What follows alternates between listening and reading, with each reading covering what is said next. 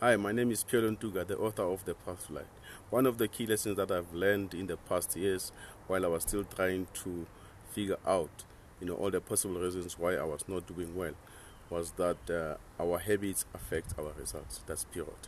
In my book, The Path to Light, I talk about how the little things count more and how they affect our end results. Our daily activities from the moment you wake up in the morning until you get back to bed says a lot about the person you are and the direction you are actually heading to, and whether it's good or bad. Perhaps you may ask if that is too obvious, and the answer is yes. It is that obvious. If you are not getting the results you are looking for or not achieving your burning desires or goals, one of the key areas to look at are your habits. Habits comes from all the small activities that we do repeatedly over time. And over time they become part of us and create certain beliefs which affects how we behave. We are what we repeatedly do. This means if you major or you major on the minors, your results will also be minor. The other side of the coin is also though, if you spend most of your time on the majors, your results are expected to be of major outcomes. This of course applies to both negative and positive activities. So it is extremely important to be aware and consciously create more empowering habits. Ignoring this fact could lead to undesired default destination. I used to spend over 5 hours daily just sitting and watching television, have my supper, take my cell phone, and spend some major time on social media. I was doing the same action over and over and expecting different results.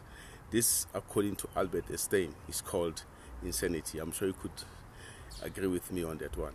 All I had to do was to spend more time improving my skills and increasing my knowledge in my field so that I could be the master of my own territory. As Jim Rohn says, work harder on yourself than you do on your job. My life changed drastically the day I learned this principle of practicing the habits of winners, which led to my now well-designed destination.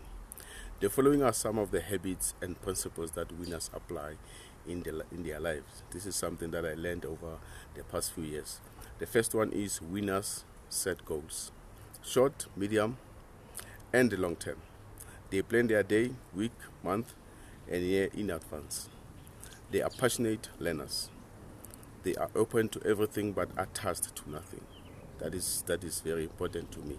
They understand that failure simply means learning how something is not done. They know their purpose and have vision. They welcome any constructive criticism, and they read self-improvement books. They invest in themselves. They use their time wisely and efficiently. These are just few of the habits and the principle of winners and those who are more successful. This is of course not everything, but it's just some of them. The best way to break a habit is to replace it with a good one. This requires some practice, but over time the new habits gets pre-programmed in our subconscious mind. Chains of habits are too light to be felt until they are too heavy to be broken. This is by Warren Buffett. Please click the subscribe button below and like the video. Also visit my website at www.regaininnerpeace.co.za.